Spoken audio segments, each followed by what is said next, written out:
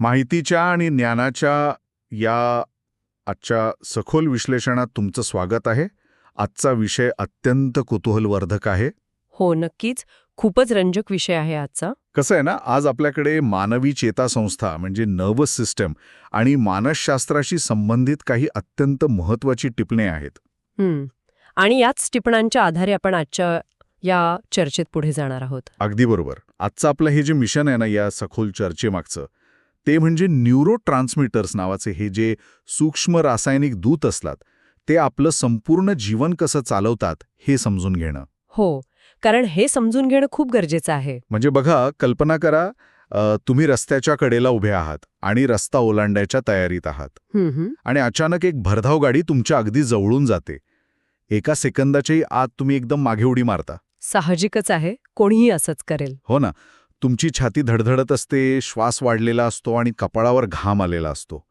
आता मला सांगा, ती मागे उडी मारण्याची कृती कोणी ठरवली? तो निर्णय कोणी घेतला? आपण नेहमी म्हणतो की मी निर्णय घेतला. एक्झॅक्टली. आपण म्हणतो मी घेतला. पण खरं सांगायचं तर तुमच्या जाणीवेला किंवा तुमच्या कॉन्शियस माइंडला ती गाडी दिसण्याआधीच तुमच्या मेंदूमध्ये एका अत्यंत सूक्ष्म रासायनिक अलार्मने काम सुरू केलं होतं. अगदी बरोबर. आणि त्या रसायनांनीच तुमच्या स्नायूंना आदेश दिला आणि तुम्हाला मागे खेचलं. बापरे. म्हणजे आपण दररोज सकाळी उठतो, महत्वाचे निर्णय घेतो, प्रेमात पडतो, प्रचंड आनंदित होतो किंवा कधीतरी विनाकारण उदास होतो. हे सगळं रसायनांचा खेळ आहे. हो. आपल्याला वाटतं की आपण या आयुष्याच्या गाडीचे ड्रायव्हर आहोत आणि आपल्या विचारांवर आपलं पूर्ण नियंत्रण आहे. पण हे नियंत्रण म्हणजे एक मोठा भ्रम आहे. हो, आणि हीच गोष्ट सर्वात जास्त थक्क करणारी आहे. जेव्हा आपण विचार, भावना किंवा आपल्या स्वभावाबद्दल बोलतो, तेव्हा आपण नेहमी त्याला मन किंवा आत्मा अशा अमूर्त संकल्पनांशी जोडतो. हो, आपण नेहमी मनाचाच विचार करतो. पण प्रत्यक्षात कसं आहे ना, आपल्या आनंदापासून ते आपल्या नैराश्यापर्यंत सगळा खेळ या न्यूरोट्रान्समीटर्सवर आणि त्यांच्या संवादावर अवलंबून आहे. म्हणजे हे सगळं रसायनशास्त्र आहे. हो, आणि हे रसायनशास्त्र केवळ विज्ञानाच्या पुस्तकातील एखादा धडा नाहीये, तर तो आपल्या दैनंदिन वागणुकीचा आणि मानसिक आरोग्याचा एकदम भक्कम पाया आहे. खरंच का? म्हणजे या रसायनांशिवाय आपण काहीच करू शकत नाही? अजिबात नाही. या रसायनांशिवाय आपण विचार करू शकत नाही, नवीन गोष्टी शिकू शकत नाही आणि साधी बोटांची हालचाल सुद्धा करू शकत नाही. अरेच्छा. म्हणजे आपण खऱ्या अर्थाने रसायनांवर चालणारी एक जैविक यंत्र आहोत असं म्हणायला हरकत नाही? अगदी तसंच आहे. पण हे नेमकं कसं काम करतं? म्हणजे ही रसायने काय काम करतात हे पाहण्यापूर्वी ती मेंदूत प्रवास कसा करतात हे समजून घेणं आवश्यक आहे असं मला वाटतं. हो, तो बेस आहे आपला. समजा माझ्या मेंदूत अब्जावधी चेतापेशी आहेत, ज्यांना आपण सायन्सच्या भाषेत न्यूरॉन्स म्हणतो. न्यूरॉन. हे न्यूरॉन्स एकमेकांना अगदी वायरसारखे जोडलेले असतात, बरोबर? आणि त्यातून इलेक्ट्रिक करंट पास होतो का? नाही, तिथेच तर खरी गंमत आहे. ते वायरसारखे जोडलेले नसतात. काय सांगताय? जोडलेले नसतात? नाही ना. मानवी चेतासंस्थेमध्ये हे जे अब्जावधी न्यूरॉन्स आहेत ना, ती सतत एकमेकांशी संवाद साधत असतात. पण दोन न्यूरॉन्स एकमेकांना कधीच थेट स्पर्श करत नाहीत. अरेच्छा. त्यांच्यामध्ये एक अतिशय सूक्ष्म गॅप किंवा अंतर असतं, ज्याला विज्ञानात सायनॅप्स असं म्हणतात. एक मिनिटं थांबा. जर वायर जोडलेलीच नाहीये, तर मग एका पेशीकडून दुसऱ्या पेशीकडे मेसेज किंवा सिग्नल जातो कसा? मध्ये स्पार्क होतो का, इलेक्ट्रिक स्पार्क? स्पार्क नाही होत तिथे. तिथे मेसेजचं रूपच बदलतं. आपण याची तुलना एका रिले रेसशी करू शकतो. अच्छा, रिले रेस. चला हे जरा सोपं करून समजून घेऊया. कसं असतं या रिले रेसमध्ये? समजा एक धावपटू वेगाने पळत येतोय. आपला इलेक्ट्रिकल सिग्नल आहे, तो न्यूरॉनच्या एका टोकापासून दुसऱ्या टोकापर्यंत एकदम वेगाने प्रवास करतो. पण अचानक पुढे एक नदी येते. म्हणजे तो सायनॅप्स नावाचा गॅप येतो. एक्झॅक्टली. ती नदी येते जी त्याला पार करता येत नाही. मग तो धावपट्टू काय करतो? तो आपला बॅटन नदीच्या पलीकडे असलेल्या दुसऱ्या धावपट्टूकडे फेकून देतो का? अगदी तसंच. तो इलेक्ट्रिकल सिग्नल ॲक्सॉन नावाच्या न्यूरॉनच्या टोकापर्यंत पोहोचतो आणि तिथे पोहोचताच काही छोट्या पिशव्या असतात. पिशव्या? हो, ज्यांना सायनॅप्टिक वेसिकल्स म्हणतात. त्या पिशव्या फुटतात आणि त्यातून काही खास रसायने बाहेर पडतात. अच्छा, म्हणजे हाच तो बॅटन? हो, हाच तो बॅटन. ही रसायने म्हणजेच आपले न्यूरोट्रान्समीटर्स. ते त्या सायनॅप्सच्या नदीतून पोहत जातात आणि पलीकडच्या न्यूरॉनच्या डेंड्राइटवरील रिसेप्टर्सला जाऊन अचूक चिकटतात. बापरे, म्हणजे ही केवळ वायरची जोडणी नाही तर एक रासायनिक फेरीबोट सर्व्हिसच आहे म्हणा ना. आणि मग तो पलीकडचा धावपटू तो रासायनिक बॅटन पकडतो आणि पुन्हा इलेक्ट्रिकल सिग्नलच्या रूपात पळायला लागतो. तंतोतंत इलेक्ट्रिकलमधून केमिकल आणि केमिकलमधून पुन्हा इलेक्ट्रिकल. इथे सर्वात लक्षवेधी बाब म्हणजे निसर्गाने निर्माण केलेली ही गुंतागुंतीची पण अत्यंत वेगवान संवाद यंत्रणा. हो, खूपच वेगवान असणार. हो, हे अगदी कुलूप आणि किल्लीसारखं अचूक मेकॅनिझम आहे. प्रत्येक न्यूरोट्रान्समीटरसाठी पुढच्या न्यूरॉनवर एक विशिष्ट आकाराचा रिसेप्टर असतो. जोपर्यंत योग्य रसायन योग्य रिसेप्टरला जोडलं जात नाही तोपर्यंत पुढचा सिग्नल तयारच होत नाही. म्हणजे चुकीची किल्ली लागली तर कुलूप उघडणार नाही. अगदी बरोबर. आणि सर्वात आश्चर्याची गोष्ट म्हणजे हे सगळं एका सेकंदाच्या 1000व्या भागात घडतं. बापरे, एका सेकंदाचा 1000वा भाग? हो, आपल्या मेंदूत एकाच वेळी अशा अब्जावधी रिले रेसच चालू असतात ज्यामुळे आपण आत्ता एकमेकांशी इतक्या सहजपणे बोलू शकतोय. हे ऐकताना खरोखरच अंगावर काटा येतोय. संदेश कसा जातो हे आपल्याला समजलं, पण हे संदेश नेमके कोणते असतात? हो, खूप छान प्रश्न आहे. जर ते रसायनांचे बॅटन एकमेकांकडे फेकत आहेत तर त्या बॅटनमध्ये नक्की मेसेज काय असतो? म्हणजे प्रत्येक वेळी एकच रसायन असतं की वेगवेगळ्या कामांसाठी वेगवेगळे न्यूरोट्रान्समीटर्स असतात? वेगवेगळे असतात. प्रामुख्याने या रसायनांचे 2 मोठे गट पडतात. सर्वात आधी आपण अशा रसायनांबद्दल बोलूया जे मेंदूला सक्रिय करतात. अच्छा. पहिला गट म्हणजे एक्साइटेटरी न्यूरोट्रान्समीटर्स किंवा उत्तेजक पारेषक. सोप्या भाषेत सांगायचं तर हे मेंदूचे ॲक्सिलरेटर आहेत. ॲक्सिलरेटर म्हणजे गाडीच्या रेससारखं? हो, ते पुढच्या न्यूरॉनला ॲक्शन घेण्यासाठी किंवा सक्रिय होण्यासाठी एकदम प्रवृत्त करतात. ते सिग्नलला थांबवत नाहीत तर त्याला पुढे ढकलतात. म्हणजे सकाळी अलार्म वाजल्यावर जो रसायन मला अंथरुणातून बाहेर काढतो आणि कामाला लागायला सांगतो तो या ॲक्सिलरेटर गटातला असणार. नक्कीच. तिथे डोपामाइन आणि नॉरॲड्रेनालिन कामाला येतात. डोपामीन. पण डोपामीनबद्दल लोकांचा असा समज आहे की ते फक्त आनंद देणारं रसायन आहे. तो एक खूप मोठा गैरसमज आहे. विज्ञानानुसार डोपामिन हे मुख्यत्वे मोटिवेशन किंवा प्रेरणेचं रसायन आहे. अच्छा, म्हणजे नुसता आनंद नाही तर प्रेरणा. हो, आपण एखादं कठीण उद्दिष्ट ठरवतो आणि ते पूर्ण केल्यावर जो एक विजयाचा आणि समाधानाचा अनुभव मिळतो ना, तो डोपामिनमुळे असतो. मेंदू आपल्याला सांगत असतो की हे काम चांगलं आहे, यामुळे आपल्याला फायदा होतोय, हे पुन्हा कर. आपल्याला पुढे जाण्यासाठी जी ऊर्जा लागते ती डोपामिन पुरवतो. म्हणजे मोटिवेशन हे नुसतं एखादं मोटिवेशनल स्पीकरचं भाषण ऐकून येत नाही, तर त्यासाठी मेंदूत डोपामिनचं योग्य प्रमाण सिक्रीट व्हावं लागतं. अगदी 100%. आणि यात मेमरी किंवा शिकण्याचं काम कोण करतं? आपण नवीन गोष्टी कशा लक्षात ठेवतो? त्यासाठी ग्लुटामेट आणि ऑसिटिलकोलिन ही रसायने अत्यंत महत्वाची आहेत. ग्लुटामेट आणि ऑसिटिलकोलिन. हो, जेव्हा तुम्ही एखादी नवीन गोष्ट शिकता, नवीन भाषा शिकता किंवा एखादं वाद्य वाजवायला शिकता, तेव्हा तुमच्या मेंदूत नवीन कनेक्शन्स बनत असतात. ग्लुटामेट हे कनेक्शन्स अधिक मजबूत करतं. याला आपण सायन्समध्ये न्यूरोप्लास्टिसिटी म्हणतो. अच्छा. आणि ऑसिटाइलकोलिन हे स्मरणशक्ती आणि स्नायूंच्या हालचालींवर नियंत्रण ठेवतं. म्हणूनच अल्झायमरसारख्या गंभीर आजारामध्ये जिथे रुग्णाची स्मरणशक्ती हळूहळू नाहीशी होते, तिथे प्रामुख्याने ऑसिटाइलकोलिन निर्माण करणाऱ्या पेशी नष्ट झालेल्या असतात. हे खूपच रंजक आहे. इथे एक खूप रंजक गोष्ट समोर येते, म्हणजे ग्लुटामेट आणि ऑसिटाइलकोलिन हे जणू विद्यार्थ्यांसाठी स्टडी बडीज आहेत. हो, अगदीच. त्यांच्याशिवाय आपण काहीच लक्षात ठेवू शकणार नाही. पण तुम्ही मगाशी नॉरॲड्रेनालिनचा उल्लेख केला. हो, केला. त्याचा संबंध तर स्ट्रेस किंवा ताणाशी असतो ना? मी नेहमी ऐकलंय की ताण हा आरोग्यासाठी वाईट असतो, त्यामुळे आजार होतात.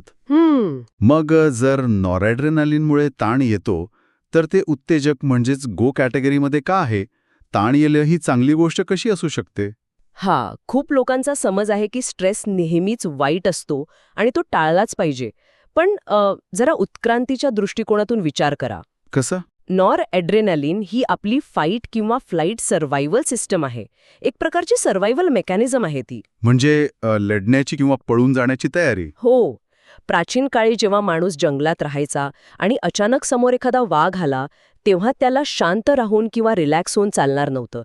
अशा वेळी मेंदूमध्ये नॉर ॲड्रेनालिनची पातळी अचानक वाढायची. म्हणजे ते रसायन शरीराला युद्धासाठी किंवा पळून जाण्यासाठी एकदम तयार करायचं. अगदी बरोबर. हृदयाचे ठोके वाढणे, डोळ्यांच्या बाहुल्या विस्फारणे, जेणेकरून अधिक चांगल्या प्रकारे दिसेल, पचन संस्थेकडे जाणारा रक्तपुरवठा थांबवून तो पायांच्या स्नायूंकडे वळवणे, जेणेकरून वेगाने पळता येईल. दिलेला आपला एक वैयक्तिक अलार्म आहे. ओके, म्हणजे तो वाघापासून वाचण्यासाठी आलेला ताण होता हे समजलं. पण आजकाल वाघ समोर येत नाही तरीही ऑफिसमध्ये बॉसने अचानक केबिनमध्ये बोलावल्यावर किंवा उद्या परीक्षेचा कठीण पेपर असताना अगदी तेच फिलिंग येतं. हो ना, कारण आपला मेंदू अजूनही त्या जुन्या हार्डवेअरवर चालतोय. अरे चा. संकटाची जाणीव झाली की तो लगेच नॉर ॲड्रेनालिन सोडतो आणि थोड्या प्रमाणात असलेला हा ताण किंवा ही जागरूकता अत्यंत गरजेची असते. गरजेची का असते? कारण तो आपल्याला फोकस करायला आणि वेगाने कृती करायला भाग पाडतो. जर परीक्षा उद्यावर आलीये आणि तुम्हाला अजिबात ताणच आला नाही तर तुम्ही अभ्यासाला बसणारच नाही. हे मात्र खरंय. त्यामुळे योग्य प्रमाणात नॉर ॲड्रेनालिन हे एक उत्तम ॲक्सेलरेटर आहे. हे अगदी पटलं. पण एक विचार करा, जर मेंदूत फक्त हे ॲक्सेलरेटर दाबलं गेलं आणि गाडी नुसती पळतच राहिली तर काय होईल? सिस्टम ओव्हरहीट होईल ना. हो, सतत डोपामिन, सतत ग्लुटामेट, सतत नॉरॲड्रेनालिन याने तर गाडीचं इंजिन ओव्हरहीट होईल किंवा अपघात नक्की होईल. एक्झॅक्टली. आणि म्हणूनच निसर्गाने अतिशय मजबूत ब्रेक्सची सोय केली आहे. अच्छा, म्हणजे मेंदूला शांत करण्यासाठी ब्रेक्सची गरज असते. हो, याला आपण इन्हिबिटरी न्यूरोट्रान्समिटर्स किंवा दमनकारी पारेषक म्हणतो. ओके, दमनकारी पारेषक. हे रसायन पुढच्या न्यूरॉनला शांत राहायला, थांबायला आणि एकदम रिलॅक्स व्हायला सांगतात. मेंदूतील अतिसक्रियता आणि गोंधळ कमी करण्यासाठी हे ब्रेक्स अतिशय आवश्यक आहेत. जर हे ब्रेक्स नसतील तर? जर हे ब्रेक्स नसतील तर मेंदू ओव्हरलोड होईल आणि माणसाला फेफरे म्हणजे सीझर्स येऊ शकतात. बापरे. मग ह्या ब्रेक्समध्ये कोणती रसायने येतात? यात सर्वात पहिलं आणि महत्वाचं नाव आहे गाबा, म्हणजे गॅमा अमिनोब्युटेरिक ॲसिड. गाबा. ओके. हे एक प्रकारचं नॅचरल ट्रँक्विलायझर किंवा मेंदूची चिल पिल आहे. दिवसभरात आपल्या मेंदूवर हजारो गोष्टींचा भडीमार होत असतो. हो ना, कामाचा ताण असतो, ट्रॅफिकचा आवाज, सोशल मीडिया. हो, हा सगळा अवाजवी गोंधळ गाबा शांत करतं, चिंता कमी करतं. जेव्हा लोक सतत ओव्हर थिंकिंग करतात किंवा त्यांना एन्झायटी अटॅक येतो, तेव्हा त्यांच्या मेंदूत अनेकदा गाबाची कमतरता असते. अच्छा, म्हणजे गाबा कमी पडतं तिथे. हो, आणि जेव्हा एखादी व्यक्ती ध्यानाला बसते म्हणजे मेडिटेशन करते आणि तिला जी सखोल शांतता जाणवते ना, ती या गाबाची पातळी वाढल्यामुळे असते. म्हणजे जे लोक कठीण प्रसंगातही सहज रिलॅक्स राहू शकतात, त्यांच्यात गाबाचं काम उत्तम चालू असतं. एक नॅचरल चिल पिल आहे ही. अगदी बरोबर. आणि यात सेरोटोनिन पण येतं का? कारण सेरोटोनिनबद्दल मी खूप ऐकलंय, विशेषतः मूडच्या संदर्भात. हो, सेरोटोनिन हा एक अत्यंत महत्वाचा इन्हिबिटरी न्यूरोट्रान्समिटर आहे. तो काय काम करतो? तो आपला मूड, झोप आणि भुकेचं संतुलन राखण्याचं काम करतो. सेरोटोनिन म्हणजे जणू मेंदूचा व्हॉल्यूम नॉब आहे. तो आपल्या भावनांची तीव्रता एका योग्य पातळीवर ठेवतो. म्हणजे कसं? जर एखादी गोष्ट वाईट घडली तर सेरोटोनिन हे सुनिश्चित करतं की आपण दुःखी होऊ, पण त्या दुःखात पूर्णपणे बुडून जाणार नाही. पण मला एका गोष्टीचं खूप नवल वाटतं इथे. काय? एकाच वेळी सेरोटोनिन, मूड, झोप आणि भूक या तिन्ही गोष्टी कशा काय सांभाळते? हे रसायन मल्टीटास्किंग करते का? हे तिन्ही एकमेकांशी कसं जोडलेलं आहे? याचा जर आपण व्यापक विचार केला ना, तर हे लक्षात येतं की आपले शारीरिक गरजांचं संतुलन आणि आपली भावनिक स्थिती एकमेकांशी किती खोलवर जोडलेली आहे. म्हणजे शरीर आणि मन वेगवेगळे नाहीत असं म्हणायचंय तुम्हाला? एक्झॅक्टली. शरीर आणि मन हे दोन वेगवेगळे कप्पे नाहीत. जेव्हा तुमची सलग 2-3 दिवस झोप पूर्ण होत नाही किंवा तुम्ही खूप वेळ उपाशी असता, तेव्हा तुम्हाला चिडचिड होते का? हो, खूप. छोट्या छोट्या गोष्टींवरून राग येतो. इंग्रजीत ज्याला हल्ली हँग्री म्हणतात ना, म्हणजे हंग्री आणि अँग्री असं गमतीने म्हणतात. ओ, हंग्री. हे यामुळेच होतो कारण या सर्व प्रक्रियांमध्ये सेरोटोनिन हा समान दुवा आहे. पचन संस्थेमध्ये आणि मेंदूमध्ये सेरोटोनिनचं मोठं जाळं पसरलेलं असतं. अच्छा. जर भुकेचं किंवा झोपेचं चक्र बिघडलं तर शरीरात सेरोटोनिनची पातळी एकदम वेगाने खाली येते आणि त्याचा थेट परिणाम तुमच्या मूडवर होतो. म्हणजे मेंदूचा ब्रेक कमकुवत होतो. हो, आणि नकारात्मक भावनांचा आवाज वाढतो. म्हणूनच योग्य आहार आणि पुरेशी झोप ह्या मानसिक आरोग्यासाठी सर्वात प्राथमिक गोष्टी आहेत. हे खूपच महत्वाचं आहे. आणि या इन्हिबिटरी गटामध्ये एन्डॉर्फिन्स पण येतात का, ज्याला आपण शरीराचे स्वतःचे नैसर्गिक पेन किलर्स म्हणतो? बरोबर. एन्डॉर्फिन्स वेदना कमी करणे, आनंद व समाधान निर्माण करणे हे काम करतात. रनर हाय ही संकल्पना तुम्ही ऐकली असेल. हो, मॅरेथॉन धावपटूंबद्दल ऐकलंय. हो, मॅरेथॉन धावपटू खूप वेळ धावल्यानंतर शरीराला वेदना होण्याऐवजी त्यांना एक सुखद शांतता आणि आनंद जाणवतो. अरेच्चा. प्राचीन काळी शिकारीच्या मागे धावताना किंवा स्वतःचा जीव वाचवताना शरीराचे स्नायू फाटले किंवा दुखापत झाली तरीही माणसानं थांबायला नको यासाठी निसर्गाने एन्डॉर्फिन्स बनवले. म्हणजे हे रसायने सायनॅप्समध्ये जाऊन वेदनेचे सिग्नल चक्क ब्लॉक करतात. हो, ते ब्लॉक करतात आणि त्या जागी एक प्रकारची आनंदाची भावना निर्माण करतात. हे सगळं ऐकून एक गोष्ट स्पष्ट होते की मेंदूचं आरोग्य हे ॲक्सेलरेटर आणि ब्रेकच्या अचूक बॅलन्सवर अवलंबून आहे. हो, नक्कीच. पण जेव्हा हा बॅलन्स बिघडतो तेव्हा नक्की काय होतं, याचा नेमका अर्थ काय? कारण आपण आजकाल नैराश्य किंवा व्यसनाधीनतेबद्दल खूप ऐकतो. हा मानसशास्त्राचा आणि विज्ञानाचा सर्वात महत्वाचा टप्पा आहे. हे मानसिक आजार म्हणजे फक्त मनाचा खेळ नसून रसायनांचा गोंधळ आहे, हे विज्ञान कसं स्पष्ट करतं? अनेक वर्ष समाजाने डिप्रेशनला मनाचा कमकुवतपणा किंवा नुसती उदासीनता मानलं. तू फक्त पॉझिटिव्ह विचार कर, सगळं ठीक होईल असा सल्ला दिला जातो. हो, अगदी नेहमीच ऐकायला मिळत आहे. पण आजचं विज्ञान सांगतं की डिप्रेशन हा मुळात रसायनांचा आजार आहे. मेंदूत जेव्हा सेरोटोनिनची पातळी गंभीरपणे कमी होते तेव्हा सायनॅप्समधून जाणारे आनंदाचे किंवा समाधानाचे मेसेजेस पुढे जातच नाहीत. म्हणजे तो रासायनिक बॅटन फेकलाच जात नाहीये. बॅटन फेकला जातोय, पण एकतर तो पुरेशा प्रमाणात नाहीये किंवा तो गॅपमध्ये राहून मेसेज देण्याऐवजी पहिल्या न्यूरॉनकडून लगेच परत ओढून घेतला जातोय. अच्छा. म्हणूनच सध्या डिप्रेशनवर जी औषधं दिली जातात, ज्यांना आपण SSRI किंवा सिलेक्टिव्ह सेरोटोनिन रिअपटेक इन्हिबिटर्स म्हणतो, ती औषधे काय करतात? काय करतात ती? ती त्या सेरोटोनिनला सायनॅप्सच्या गॅपमध्ये जास्त वेळ थांबवून ठेवतात. अच्छा. म्हणजे जेणेकरून पुढच्या न्यूरॉनला तो सिग्नल पकडण्यासाठी पुरेसा वेळ मिळेल? अगदी बरोबर. ही औषधे म्हणजे चष्म्यासारखी आहेत. जसं दृष्टी कमकुवत झाल्यावर आपण चष्मा लावतो आणि त्यात कोणतीही लाज वाटत नाही, तसंच जेव्हा मेंदूत सेरोटोनिन कमी होतं तेव्हा औषधोपचार ते संतुलित करण्याचं काम करतात. हे उदाहरण खूप छान आहे. आपण मधुमेहाच्या रुग्णाला दोष देत नाही की तू स्वतःहून इन्सुलिन का तयार करत नाहीस. तसंच आपण मानसिक आजारांकडे पाहिलं पाहिजे. यावरून एक महत्त्वाचा प्रश्न उभा राहतो, व्यसनाधीनताचं काय? तुम्ही मगाशी म्हणालात की डोपामिनमुळे आपल्याला मोटिवेशन मिळतं.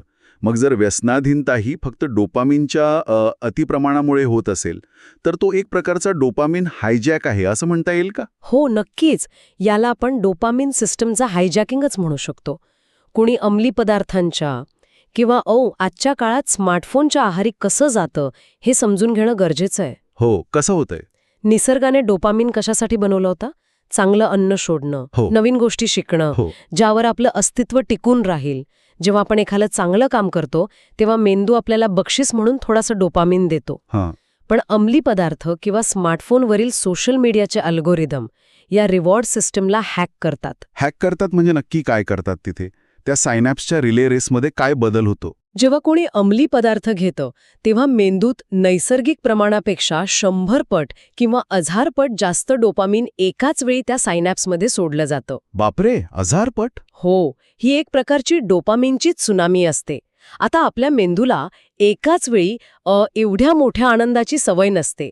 हा मेंदूसाठी एक मोठा शॉक असतो. मग मेंदू स्वतःला या ओव्हरलोडपासून वाचवण्यासाठी काय करतो? मेंदू रिसेप्टर डाऊन रेग्युलेशन नावाची एक अत्यंत हुशार पण हानिकारक प्रक्रिया सुरू करतो. म्हणजे काय? म्हणजे पुढच्या न्यूरॉनवरचे डोपामिन पकडणारे रिसेप्टर्स असतात ना, त्यांची संख्या मेंदू चक्क कमी करून टाकतो, जेणेकरून त्या रसायनांच्या त्सुनामीचा मेंदूवर जास्त परिणाम होऊ नये. अरेच्चा. आणि म्हणूनच त्या व्यक्तीला पुढच्या वेळी तीच किक मिळवण्यासाठी त्या अंमली पदार्थाचा जास्त डोस घ्यावा लागतो, कारण आता तो मेसेज पकडणारे रिसेप्टर्सच कमी झाले आहेत. अगदी बरोबर. तुम्ही अचूक ओळखलत. यालाच टॉलरन्स वाढणं म्हणतात.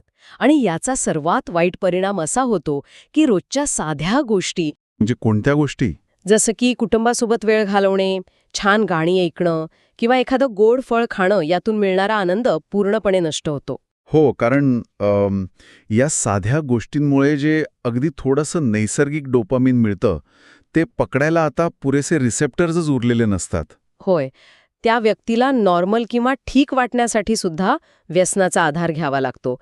हे एक अतिशय भयानक दुष्टचक्र आहे. खूपच भयानक आहे. आणि हे फक्त अंमली पदार्थांच्या बाबतीतच होत नाही. आजकाल अतिसाखर असलेले पदार्थ खाणं किंवा स्मार्टफोनवर सतत रील स्क्रोल करणं हे सुद्धा आपल्याला डोपामिनचे असेच अनैसर्गिक मायक्रोडोस देत असतात. म्हणूनच आपल्याला सतत फोन चेक करण्याची सवय लागते. एक्झॅक्टली. बापरे, हे अत्यंत लॉजिकल आहे. म्हणजे व्यसन हे केवळ इच्छाशक्तीचा अभाव नाहीये, तर ते मेंदूच्या हार्डवेअरमध्ये झालेला भौतिक बदल आहे. हो, हा वैज्ञानिक दृष्टिकोन ठेवणं खूप महत्वाचं आहे. आणि स्किझोफ्रेनियासारखे गंभीर मानसिक विकार सुद्धा अशाच रसायनांच्या असंतुलनामुळे होतात का? होय, स्किझोफ्रेनियामध्ये डोपामिनचं प्रमाण अति जास्त होतं किंवा मेंदू डोपामिनला अति संवेदनशील होतो, ज्यामुळे रुग्णाला भास होतात, न दिसणाऱ्या गोष्टी दिसतात. आणि आपण मगाशी एन्झायटी डिसऑर्डरबद्दल बोललो, तिथे गाबाची कमतरता असते. हो, म्हणजे हे सगळं रसायनशास्त्राचं गणित आहे. आपण मानसिक आजार किंवा व्यसनाधीनतेकडे एखाद्या व्यक्तीचा दोष म्हणून न बघता ती एक रासायनिक कमतरता किंवा असंतुलन आहे या दृष्टीने बघितलं पाहिजे. आजची ही चर्चा खरंच खूप डोळे उघडणारी आहे. आपण एका चेतापेशीकडून दुसऱ्या चेतापेशीकडे सायनॅप्समधून जाणारे हे जे रासायनिक दूत आहेत ना, न्यूरोट्रान्समिटर्स, त्यांच्याबद्दल खूप छान माहिती घेतली. हो, तो रिले रेसचा प्रवास. बरोबर. ॲक्सिलरेटर दाबायचं काम ग्लुटामेट आणि डोपामिनसारखे उत्तेजक रसायने करतात, तर गाडीला शांत करायचा ब्रेक गाबा आणि सेरोटोनिनसारखे दमनकारी रसायने लावतात. हां. आणि सर्वात महत्त्वाचं म्हणजे या दोन्हीचा ताळमेळ बिघडला की नैराश्य आणि व्यसनासारखे आजार कसे उद्भवतात हेही आपण पाहिलं. हो, आणि या ज्ञानाचा सर्वात मोठा फायदा हा आहे की आपण स्वतःला आणि इतरांना दोष देणं थांबवतो. आपल्या भावना हवेतून येत नाहीत, त्यांना एक भक्कम बायोलॉजिकल पाया आहे. अगदी खरं आहे. जेव्हा आपण ही गोष्ट स्वीकारतो तेव्हा आपण मानसिक आरोग्याकडे अधिक गांभीर्याने आणि सहानुभूतीने पाहू शकतो. हो, आणि आपण सुरुवातीला म्हटल्याप्रमाणे आपल्या नियंत्रणाचा तो भ्रम आता नक्कीच दूर झाला असेल. पण जाता जाता ऐकणाऱ्यांसाठी मी एक अतिशय वेगळा आणि थोडा चक्रावून टाकणारा विचार इथे सोडून जाणार आहे. कोणता विचार? आज आपण पाहिलं की आपले आनंद, आपली दुःखे, आपल्या आठवणी, आपले निर्णय आणि आपले विचार हे सगळं केवळ या दोन न्यूरॉन्सच्या गॅपमधून उडी मारणाऱ्या काही सूक्ष्म रसायनांवर अवलंबून आहे. हो, हे तर आपण सिद्धच केलं. आता अशी कल्पना करा की भविष्यात विज्ञानाने या रसायनांवर 100% नियंत्रण मिळवलं. आपण एक विशिष्ट गोळी खाल्ली की आपल्याला एखाद्याबद्दल प्रचंड प्रेम वाटेल. दुसरी गोळी खाल्ली की आपली भीती पूर्णपणे नाहीशी होईल. बापरे. आणि तिसरी खाल्ली की आपल्यात अफाट मोटिवेशन येईल. जर आपल्या सर्व भावना आणि आपली जाणीव अशा प्रकारे एका लॅबमध्ये तयार केलेल्या रसायनांनी बदलता येऊ लागली, तर मग खऱ्या अर्थाने आपण म्हणजे नक्की कोण उरतो? हां, खरंच खूपच विचार करायला लावणारा प्रश्न आहे. हो ना, आपण एक स्वतंत्र विचार करणारे अस्तित्व राहू की केवळ काही रसायनांवर चालणारे प्रोग्राम केलेले जैविक यंत्र बनून राहू? तुमच्या मेंदूत आत्ता जे डोपामिन आणि ग्लुटामेट काम करत आहे ना, त्याच्या मदतीने यावर नक्की विचार करा. नक्कीच करायला हवा. पुन्हा भेटूया अशाच एका सखोल विषयाच्या विश्लेषणासह. तोपर्यंत स्वतःच्या रसायनांची आणि मेंदूची काळजी घ्या.